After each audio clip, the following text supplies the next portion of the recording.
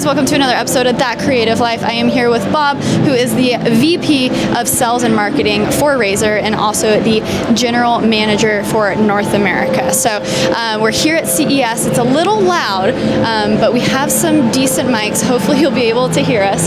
So Bob, if you can kind of give some context to the people about your role at Razer, and then we'll kind of hop into your journey, how you got here and how it affects Razer.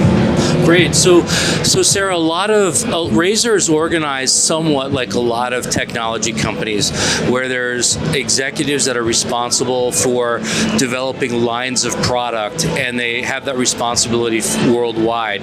And then you have people like myself who are responsible for a region.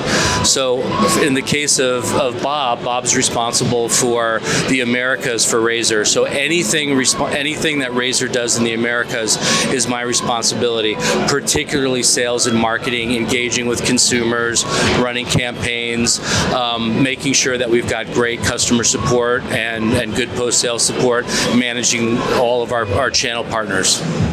Which sounds, I mean, that's a big job, right? And so I'm a YouTuber.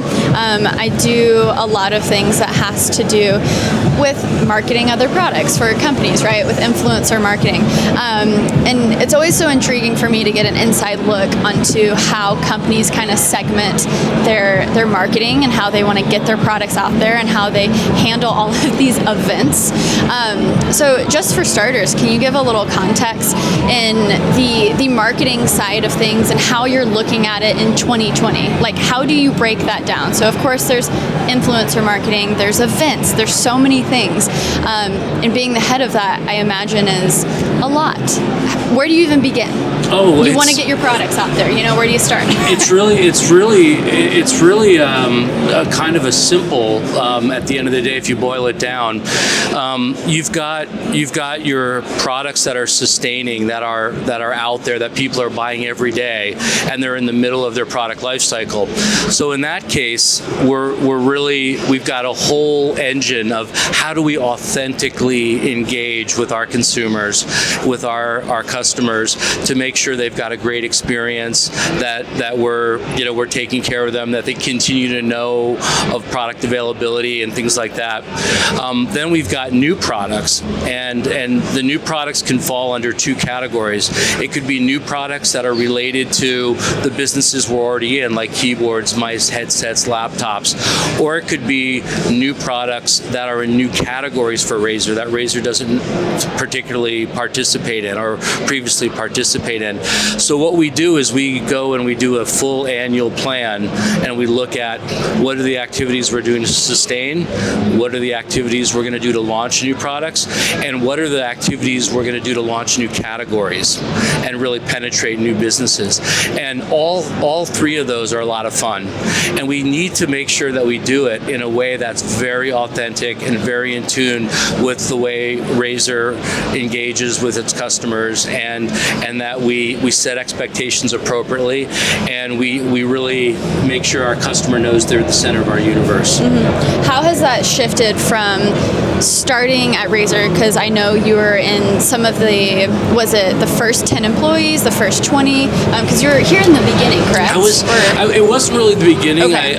I joined in 2015 for a couple of years, and then I got lured away to do a couple startups, which I went and did, and it was interesting because I fell in love with. So a little bit of how I came across Razer. I've been a gamer my entire life. Imagine way before you were born. Buying a PC when I was working at Hewlett Packard, buying a corporate PC, and then going to Fry's and finding a graphics card so I could play games. My first game was a game called Harpoon, where you would load in 10 floppy disks, 5 and a quarter floppy disks, and so I've been gaming my whole life, and I left HP to go do a startup that was called Music Match, and it's basically what Spotify, iTunes, and Pandora is today. We invented all those things. Wow. Was it the technology behind it, or was it more of a... It was really the user interface, the software, the services, a lot of usability about how does a user interact interact with music, how was the personalization done. So what I loved about that job, that was my first startup. So I went from working at huge Hewlett Packard to working at this little startup, and I went from being able to get the senior vice president of merchandising at Best Buy to call me back in 10 minutes to arguing and trying to get the assistant software buyer at Best Buy to call me back in 2 weeks. Different challenges. It was amazing, and it was such a human capital building experience. You can't believe it. But what I loved about that job was, aside from learning life in a startup, it was also involving technology, hardware, mixing with content. And that's ultimately how I found myself to Razer originally. When I did a couple other career moves, but when I was living over in Europe running Kodak's European consumer business, and I came back to the U.S. And what year was that? That was in 2013. I came back, and then I worked on another startup for a little bit. But in 2015, I was looking for a great match. Razer is a technology company that makes hardware, but it's also heavily entwined with content, video gaming, and it was right up my alley. Very similar to what I loved about Music Match, music and hardware and technology, very similar. So I came to Razer in 2015, and essentially the same position. And I built a great team. We moved our office. Enjoyed working on the culture. I really got to know Razer, and I've owned Razer products, so I was already in love with the brand. Changed my wardrobe to black and green. You have to, right? And the coolest thing was my kids just thought I was the bomb. And my kids are gamers, and their friends are gamers. Yeah. I bet you can see, look at those gamers using Razer products. Exactly. I had to do with that. Oh my God, it was amazing. And so I would like, we had this great employee purchase program. So I'd buy product, and then I would, like, my kids, when they were giving gifts for their friends, they'd give them Razer products, and so that was amazing. Wow, good friends. But I had 3 kids at the time, yeah. and Razer is all consuming. Like, because I love video games and I love doing what I do and I love the brand, it's really hard to not throw your whole self at it. So when I took a break from Razer to go do these startups, which were really fun, I really missed it. And one of the startups I did was as a medical device startup that was completely out of my wheelhouse. And so I used a lot of the knowledge that I had in terms of supply chain and choosing PR agencies and advertising agencies to really build the infrastructure up for that company. I helped them raise money, and the company's still doing really well, but they make a medical device that solves chronic pain problems without opioids. And so for that 1 year I was doing that, I was a hero to my mother and all her friends. Not as cool as being a hero, like, to your gaming kids, but yeah. It was really good. Yeah. And then Min reached out to me and asked me to come back to Razer, and he wanted to take the Americas to the next level, really improve and grow the company, grow the business. And I had just really wrapped up with that startup, and so I met with him at CES a year ago, and I've been back for about a year. Oh wow, very cool. So what are some of the things that you learned and gained from startups that now affects Razer and how you operate here? Yeah, so a couple of things. Probably the most important thing is ownership. Like, in a startup, you own everything. It's the difference between success and failure is the individual, and then to the next level, it's the team. And so when I came back to Razer, Razer already had that kind of individuals make a difference and teams make a different culture. culture, but I've been really working on taking that to the next level because it's such an important part of the Razer culture. And the U.S. team, we're just trying to be the best in all of the regions. So that is one of the things that I really learned from working at a startup. Second thing is taking risks. In a startup, if you play it safe, you're dead. And so moving quick, taking risks, making decisions, that's a skill set that you need in a startup. And I practice that every day at Razer. I encourage people to make mistakes and take risks, stick their neck out, and we learn and we iterate a lot of that. And so how do you encourage that? Do you have certain things in place that reward people for that? Or because I guess it's easy to say that, but then once you're in, layers of management, it might be hard to actually act on that. Like, how do you encourage that? It's really, honestly, I think some people and some companies can do a good job at orchestrating a formal program, but it's really built in the overall Razer culture of taking risks, and so it's really a personal leadership thing. So when one of my team members takes a risk and they succeed, that's instant positive reinforcement, and you don't really need to do much except celebrate. But it's really when they take a risk and fail, that's when leadership is really important. You have to come in and you have to say, hey, let's talk about what happened. I'm so proud of you for taking a risk there. That was a bold move, and it was a calculated risk. It was the right thing to do. And so you celebrate the learning, and then you walk away, and then hopefully that person doesn't get dinged and knows that they can take a risk the next time around. Right, yeah. So a lot of my audience are creators, are people in agencies, kind of in the creative world, but they're still trying to build, and maybe they work with other people, other freelancers, and something that's a big challenge that I'm going through right now is hiring and simultaneously being a doer but also being a boss. Yep. And it's very difficult when you're used to just being hunkering down editing for 12 hours a day, right?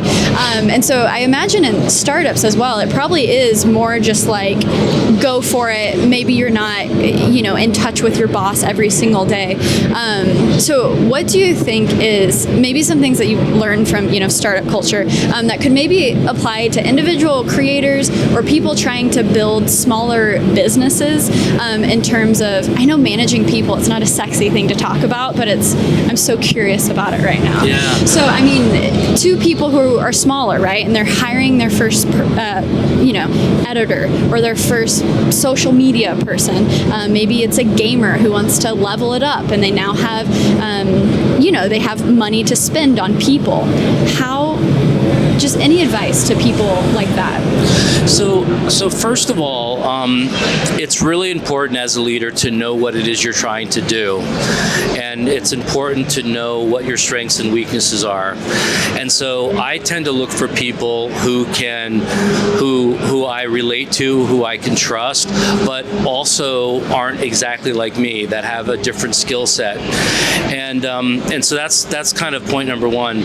Point number two is it's really important to put an intellectual context around what you're doing. Like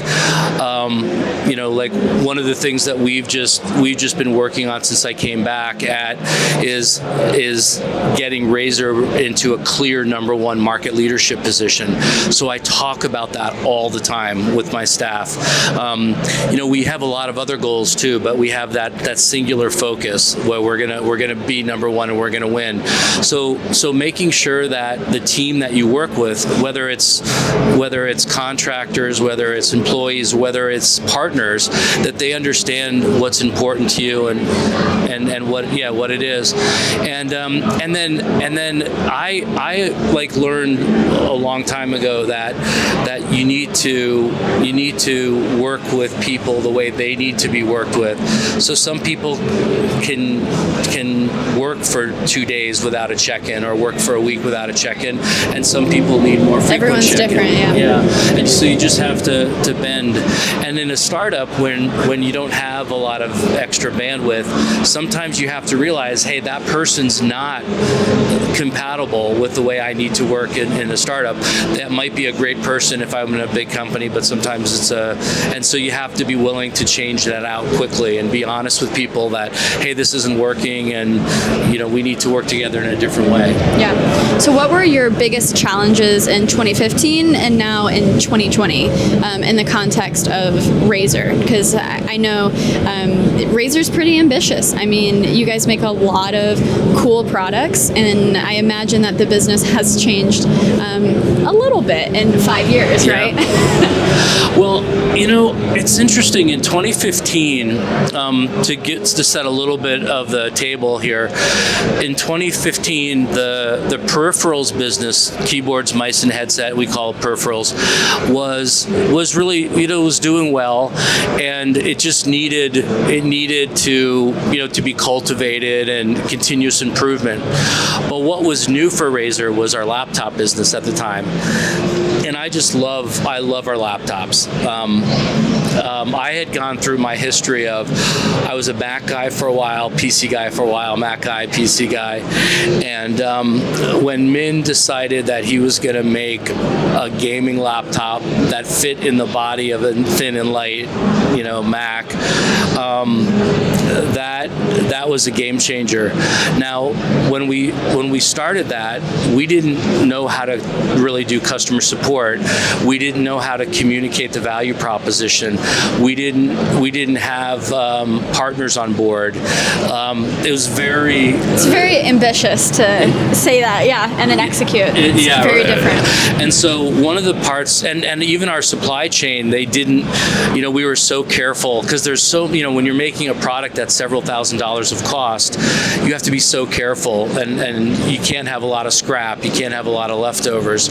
So the entire business on how we needed to bring this innovative, game-changing laptop to market was my favorite challenge. And we figured out how to work with Microsoft stores and Amazon and Best Buy, and work with them in a way that works for them and it worked for us.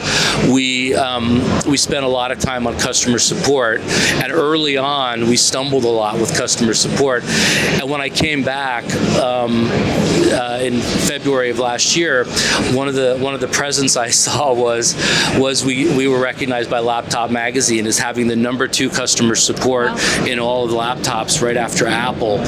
So we're gaining on them too. So we went from having to figure all this stuff out, which was an amazing, cool set of challenges, to now I came back and I saw our laptop business. We're 60% of the market for laptops gaming laptops over $2,000, and we're now just broadening out with laptops for creators, and that product, it's one SKU, one product, and it's selling really well, and we've hit the nail on the head. So getting a chance to be part of the beginning of the laptop business, and then getting it going, and then coming back and seeing how strong it is, that's been one of the most exciting things of coming back to Razer. Yeah, it was cool to see at Computex all of the NVIDIA Studio project, coming out with all the creator-focused laptops and the creator-focused drivers,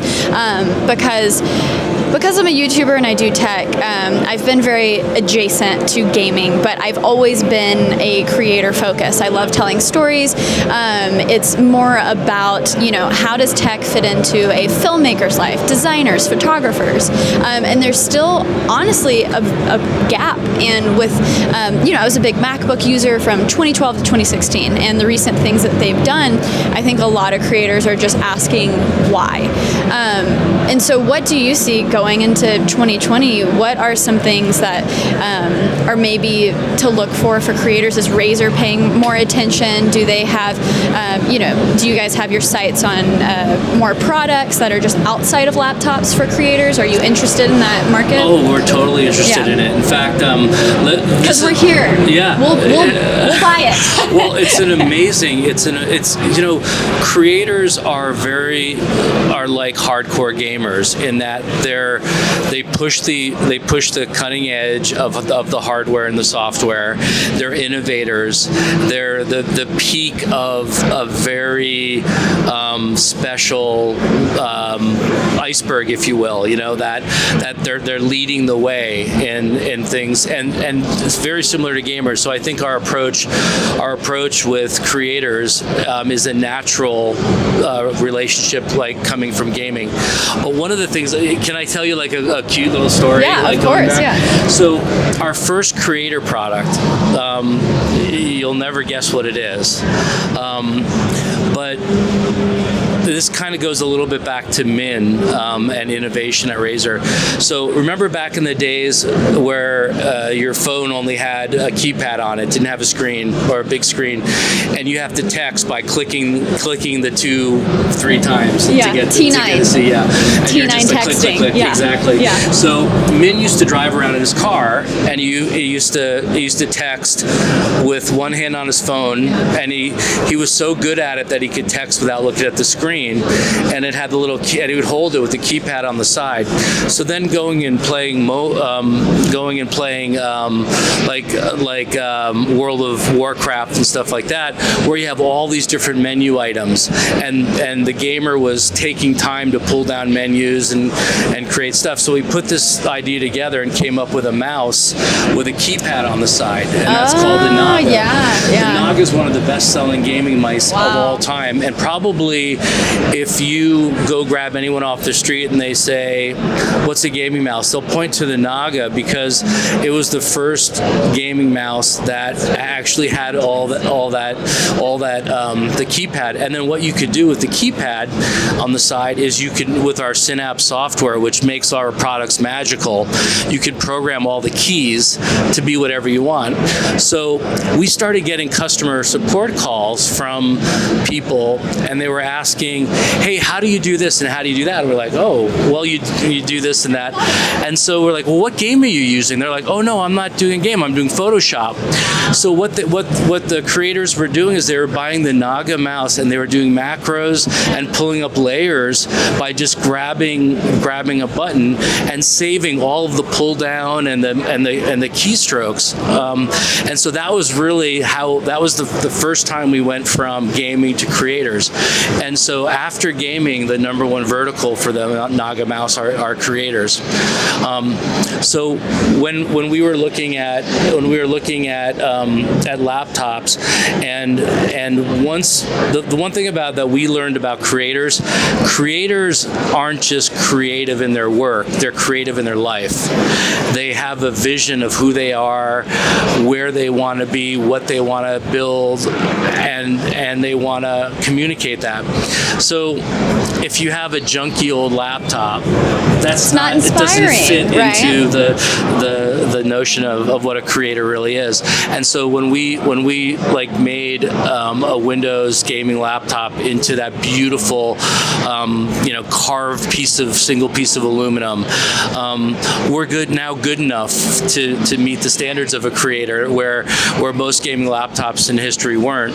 And so when we did that was a big breakthrough. And so now with putting in a real set of creator GPU, we're able to really satisfy the needs. And the screen, the OLED 4K screen, so we're getting more and more into the heads of the creator. So we've leapt from that natural synergy, that natural crossover, and we're going deep and saying, what are the real deep and true things that a creator needs with a laptop? Okay, so if I can be selfish for a little bit and ask you about Kodak. About what? You said you worked for Kodak I did, for a little. So how long did you work for them? I I was recruited from Kodak by a bunch of my mentors at Hewlett Packard who were going to go try to turn Kodak around. Yeah, okay, because I'm so curious Yeah. because I love film. I got, like, my grandpa got me into film photography with his old Leica and stuff, and, you know, he was telling me how, like, he stopped shooting pictures once you couldn't develop Kodachrome anymore. Like, he was so furious Right. that he just stopped.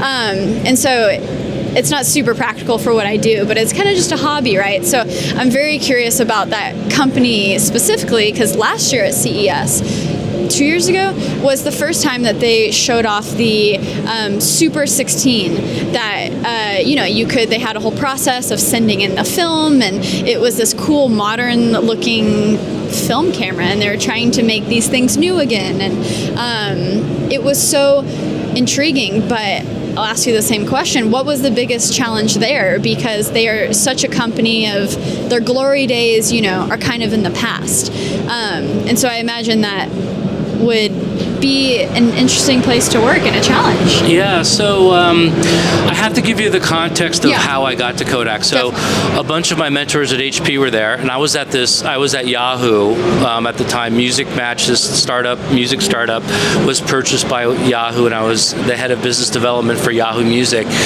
And a bunch of my old HP mentors asked me to come back and go to Kodak and help launch a new digital printing business at Kodak. And so, you know, to answer the question, so I was the global marketing VP for this startup division where we were making an inkjet printer that was. Oh, I remember. I mean, you remember they were the cheap ink everywhere. And, yeah. In fact, best marketing I've ever done. You know, well, yet because we're gonna have a great year at Razer this year. But what we did was we had to basically go to the marketplace and say, you're not buying printers right. You're buying the printer for cheap, and you're paying a lot for the ink. Well, for the person who prints a lot, that's a terrible business model. That's like saying if you're an airline, your best passengers pay more versus pay less. So what we had to go do is we had to go completely teach the consumer how to buy differently. But from an internal standpoint, the biggest challenge was getting the people at Kodak who are used to being market leaders to think of themselves as a challenger, because we're going after this new market. We're going after HP, Lexmark, Epson, and the instincts of the whole company were leadership instincts, and what we needed were challenger instincts. So we had to go, you know, get an agency that could think like a challenger. We had to teach the internal marketing structure and the sales structure how to act as a challenger. You can't just go in and say, here's our new yellow box. You have to cultivate it. And so that was really a cool experience. What was some of the creative that you did to enforce all of, you know, the customers to think differently? Was it TV ads? What did your Instagram spots look like? It was everything. Yeah. It was social media, and it was TV, it was radio. PR was a huge thing. We had like 60% of share of voice of global PR when we had like 3% market share. So it was a really big thing. But the thing that was absolutely amazing about it was the fact that for the first time in my career, I could do marketing that appealed to the consumer's emotion.